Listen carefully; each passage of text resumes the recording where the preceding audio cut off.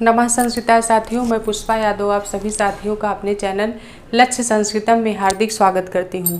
साथियों, हम अध्ययन कर रहे हैं डॉक्टर बाबूराम सक्सेना की जो पुस्तक है संस्कृत व्याकरण प्रवेशिका, उसी के आधार पे समास प्रकरण। समास प्रकरण में साथियों हम आज द्वंद्व समास का अध्ययन करेंगे और इसके पहले हम अव्ययीभाव समास और तत्पुरुष समास के सारे सूत्रों का क्रम से अध्ययन कर चुके हैं। तो आज हम द्वंद्व समास के बारे में चर्चा करेंगे कि द्वंद्व समास क्या है। तो द्वंद्व समास, सबसे पहले हम द्वंद्व समास देख लेते हैं। द्वंद्व समास क्या है? द्वंद्व समास यानी इसका सूत्र है उभय पदार्थ प्रधानः द्वंद्वः। क्या है? उभय पदार्थ प्रधानः द्वंद्वः। यानी द्वंद्व समास में क्या होते हैं?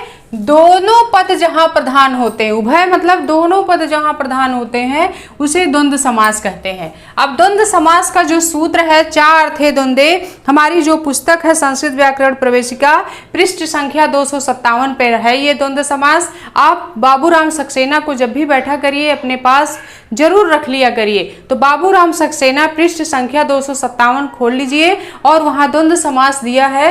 तो द्वंद्व समास के उसी के ठीक नीचे एक सूत्र दिया है, चार थे द्वंद्वे, चार थे द्वंद्वः। यानी जब दो या दो से अधिक पद चार शब्द से जुड़े होते हैं तब वहां कौन सा समास होता है? द्वंद्व समास होता है। चा के अर्थ में द्वंद्व समास, यानी दो या दो से अधिक पद जब चार शब्द से जुड़े हुए हो तो वहां द्वंद्व समास होता है। और द्वंद्व समास का उसी के चार थे द्वंद्व के नीचे सूत्र दिया है उभय पदार्थ प्रधानः द्वंद्वः। यानी जिस समास में दोनों पद प्रधान होते हैं वहां द्वंद्व समास होता है। अब द्वंद्व समास कहाँ कहाँ होता है इसके बारे में हम चर्चा कर लेते हैं। तो द्वंद्व समास के जो है तीन भेद होते हैं। कितने भेद होते हैं? द्वंद्व समास के तीन भेद होते हैं, इतरेतर द्वंद्व, समाहार द्वंद्व, एक शेष द्वंद्व। यानी द्वंद्व समास के तीन भेद हैं, इतरेतर द्वंद्व, समाहार द्वंद्व और एक शेष द्वंद्व। एक शेष द्वंद्व को संस्कृत व्याकरण प्रवेशिका में एक शेष द्वंद्व समास माना गया है, लेकिन लघु सिद्धांत कौमुदी में एक शेष को वृत्ति मानी गई है। परार्थाभिधानः वृत्ति, वृत्ति का सूत्र क्या है? परार्थाभिधानम वृत्ति। यहाँ हमने लिख दिया है परार्थाभिधानम वृत्ति। वृत्तियां कितने प्रकार की होती हैं? 5 प्रकार की होती हैं, कृत, तद्धित, समास, एक शेष और सनंत। इस चीज को भी आप अपने नोट्स में शामिल कर लीजिए। कभी कभी पूछ लिया जाता है कि वृत्ति का सूत्र पूछ लिया जाता है तो हमें याद रखना है परार्थाभिधानम वृत्ति। और वृत्तियां कितनी प्रकार की होती हैं? 5 प्रकार की होती हैं, कृत, तद्धित, समास, एक शेष और सनंत। 5 प्रकार की वृत्तियां होती हैं, कृत, तद्धित, समास, एक शेष और सनंत। इसको हमें याद रखना, अपने नोट्स में भी इस चीज को शामिल कर लीजिए वृत्तियों को कि कृत, तद्धित, समास, एक शेष और सनंत 5 तरह की वृत्तियां होती हैं। और इसी में एक शेष जो है ये क्या है? वृत्ति के अंतर्गत ही आता है, लेकिन यह चीज जो है लघु सिद्धांत कौमुदी का प्रकरण है। ये लघु सिद्धांत कौमुदी में दिया हुआ है, लेकिन हम यहाँ लघु सिद्धांत कौमुदी के अनुसार समास का अध्ययन नहीं कर रहे हैं साथियों। हम यहाँ संस्कृत व्याकरण प्रवेशिका के आधार पे समास का अध्ययन कर रहे हैं। तो समास के कितने भेद हो गए? 3 भेद हो गए। कौन कौन से? इतरेतर द्वंद्व, समाहार द्वंद्व और एक शेष द्वंद्व।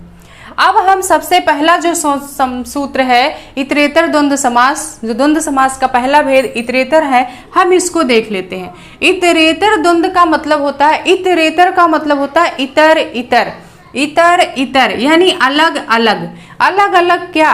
कि जब समास में आए हुए दोनों पद अपनी प्रधानता और अपना व्यक्तित्व अलग अलग रखते हैं तो वहां इतरेतर द्वंद्व समास होता है। जब समास में आए हुए, यहाँ हमने लिख भी दिया है समास की इतरेतर द्वंद्व की परिभाषा, कि जब समास में आए हुए दोनों पद अपनी प्रधानता और अपना व्यक्तित्व अलग अलग रखते हैं तो उसे इतरेतर द्वंद्व समास कहते हैं। अब अपनी प्रधानता और अपना व्यक्तित्व आए हुए दोनों पद क्या? अब हमको एक चीज अपने दिमाग में रखना है कि दोनों पद वो द्वंद्व समास के सूत्र जो हमने अभी पहले लिखा है उभय पदार्थ प्रधानः द्वंद्वः, यानी द्वंद्व समास के दोनों पद प्रधान होते हैं। तो द्वंद्व समास के जब दोनों पद प्रधान होते हैं और द्वंद्व समास में जब 2 या 2 से अधिक पद चा से जुड़े हुए होते हैं तो वहां द्वंद्व समास होता है। तो द्वंद्व समास के भेद में जो पहला भेद इतरेतर द्वंद्व है, ये सूत्र वही कह रहा है कि जब समास में आए हुए ये दोनों पद अपनी प्रधानता और अपना व्यक्तित्व अलग अलग रखें तो वहाँ इतरेतर द्वंद्व समास होता है। इतरेतर का मतलब होता है अलग अलग रखें, अलग अलग रखे। जैसे इसके इतरेतर द्वंद्व समास के अंतर्गत उदाहरण है राम कृष्णौ। क्या है? राम कृष्णौ। राम कृष्णौ में इतरेतर द्वंद्व समास है साथियों। राम कृष्णौ दो पद हैं, राम है और दूसरा कृष्ण है। तो राम और कृष्ण दो पद हैं और दोनों पद मिल करके दो वचन में जो है प्रथमा के द्विवचन में क्या हो गया? राम कृष्णौ, राम और कृष्ण। तो इनका विग्रह वाक्य होगा रामश्चा कृष्णश्चा, क्योंकि द्वंद्व समास में जो आए हुए पद होते हैं उनका विग्रह चा शब्द से जुड़ा होता है। जहाँ विग्रह चा शब्द से जुड़ा हो तो वहाँ आप सीधे मानिए कि यहाँ द्वंद्व समास है। कभी कभी विग्रह देके भी पूछाता है तो राम कृष्णों का विग्रह होगा रामश्चा कृष्णश्चा, राम और कृष्ण। राम और कृष्ण समस्त पद बन गया, एक पद बना राम और कृष्ण।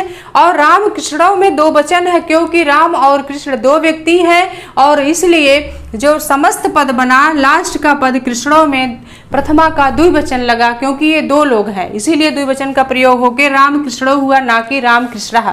राम कृष्णः नहीं होगा, राम कृष्णो होगा और इसका विग्रह वाक्य होगा रामश्चा कृष्णश्चा। इसी तरह अगला उदाहरण हमारा है राम लक्ष्मणौ।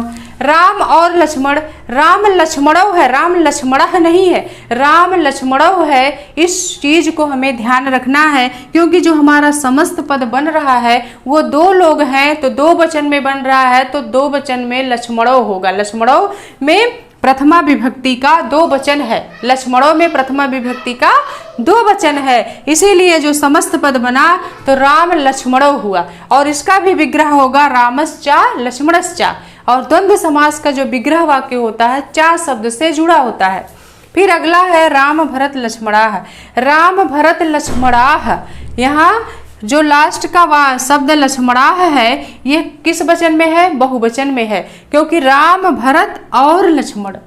तो जब संस्कृत में जहाँ एक का बोध हो है एक वचन, जहाँ दो लोग आए दो वचन, दो से अधिक जैसे ही होते हैं वहाँ बहुवचन लग जाता है, इसलिए राम भरत और लक्ष्मणाः में बहुवचन का प्रयोग किया गया है। राम भरत लक्ष्मणाः, राम भरत लक्ष्मणाः नहीं होगा। इस चीज को आपको बड़े बारीकी से पढ़ना है और इस चीज को ध्यान में रखना है क्योंकि यहाँ गलती होने के चांस बहुत होते हैं। अक्सर लोग कंफ्यूज हो जाते हैं, राम कृष्णः को सही गेस मार देते हैं, राम लक्ष्मणाः को सही मार देते हैं, राम भरत लक्ष्मणाः को सही मार देते हैं निशान, लेकिन ये हमारा गलत हो जाएगा। हमें इस चीज को याद रखना है कि राम कृष्णः नहीं होगा, राम कृष्णो होगा दो वचन में, राम लक्ष्मणः नहीं होगा, राम लक्ष्मणो होगा और राम भरत लक्ष्मणाः नहीं होगा बल्कि राम भरत लक्ष्मणाः होगा बहुवचन में। इस चीज को आपको बहुत अच्छे से अपने दिमाग में रख लेना है। और इसका भी विग्रह वाक्य होगा रामश्चा भरतश्चा लक्ष्मणश्चा। अब विग्रह वाक्य में यहाँ लक्ष्मणश्चा है, यहाँ लक्ष्मणाश्चा बहुवचन नहीं है बल्कि विग्रह में एक ही वचन है रामश्चा भरतश्चा लक्ष्मणश्चा। तो इस तरह से इन वाक्यों में जो दो पद आए हैं ये दोनों पद अपनी प्रधानता और अपना व्यक्तित्व अलग अलग रख रहे हैं। राम का प्रधानता और व्यक्तित्व अलग है, कृष्ण की प्रधानता और व्यक्तित्व अलग है, इसलिए यहाँ इतरेतर द्वंद्व समास है। उसी तरह से राम लक्ष्मणों में भी राम अपनी जगह पे प्रधान है, उनका व्यक्तित्व अलग है, लक्ष्मण की प्रधानता अपनी जगह पे है और उनका व्यक्तित्व अलग है, इसलिए राम लक्ष्मणों में भी इतरेतर द्वंद्व समास है। फिर राम भरत लक्ष्मणाः है, राम का व्यक्तित्व अलग है, भरत का अलग है, लक्ष्मण का अलग है, इसलिए यहाँ भी इतरेतर द्वंद्व समास होता है और इसका समस्त पद बहुवचन में जाएगा राम भरत लक्ष्मणाः और विग्रह वाक्य होगा रामश्चा भरतश्चा लक्ष्मणश्चा। और एक उदाहरण इसके अंतर्गत और आया है राम भरत लक्ष्मण शत्रुघ्नाः। राम भरत लक्ष्मण शत्रुघ्नाः में भी बहुवचन का प्रयोग हुआ है क्योंकि यहाँ दो से अधिक लोग हैं, इसलिए यहाँ बहुवचन समस्त पद जो हमारा है बहुवचन में है राम भरत लक्ष्मण शत्रुघ्नाः। और जब हम इसका विग्रह वाक्य बनाएंगे तो रामश्चा भरतश्चा लक्ष्मणश्चा और शत्रुघ्नाश्चा। अब यहाँ शत्रुघ्नाः में बहुवचन लग गया है, क्या लगा है? इसके विग्रह वाक्य में शत्रुघ्नाश्चा में बहुवचन है। इस चीज को हमें बहुत अच्छे से अपने माइंड में रखना है कि यहाँ विग्रह वाक्य में शत्रुघ्ना में बहुवचन लगेगा। जैसे यहाँ राम भरत लक्ष्मणा में बहुवचन नहीं है, बल्कि एक ही वचन विग्रह वाक्य में है। लेकिन राम भरत लक्ष्मण शत्रुघ्ना में रामश्चा भरतश्चा लक्ष्मणश्चा और शत्रुघ्नाश्चा में बहुवचन लगा है। शत्रुघ्नाश्चा है, शत्रुघ्नश्चा नहीं है, शत्रुघ्नाश्चा है। इस चीज को हमें अच्छे से याद रखना है और अच्छे से पढ़ना है। तो यहाँ ये जो 4 उदाहरण हैं, ये चारों उदाहरणों में इतरेतर द्वंद्व समास है। और क्योंकि यह इस उदाहरण में आए हुए जो व्यक्ति हैं वे अपनी प्रधानता और अपना व्यक्तित्व अलग अलग रख रहे हैं, इसलिए यहाँ इतरेतर द्वंद्व समास है। और इसका विग्रह वाक्य चा शब्द से जुड़ा होगा। रामश्चा भरतश्चा लक्ष्मणश्चा शत्रुघ्नाश्चा, राम भरत शत्रुघ्न लक्ष्मण शत्रुघ्नाः। और राम भरत लक्ष्मणाः में रामश्चा भरतश्चा लक्ष्मणश्चा, राम लक्ष्मणों में रामश्चा लक्ष्मणश्चा, राम कृष्णों में रामश्चा कृष्णश्चा। तो हमें इस विग्रह वाक्य को अच्छे से पढ़ना है और इस इतरेतर द्वंद्व समास में आए हुए इन चारों उदाहरणों को भी अच्छे से पढ़ना है। हमें राम कृष्णों की जगह राम कृष्णः नहीं करना है, नहीं तो हमारा समास गलत हो जाएगा।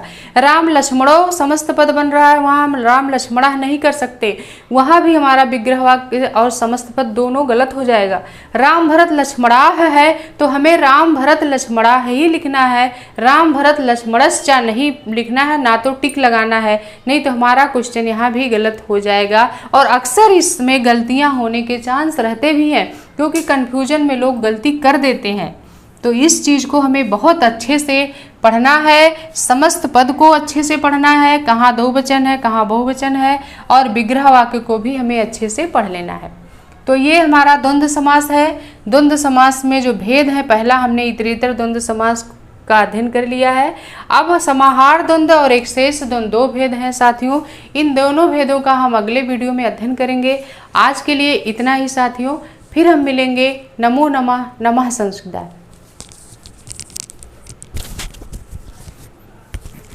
बंद करा।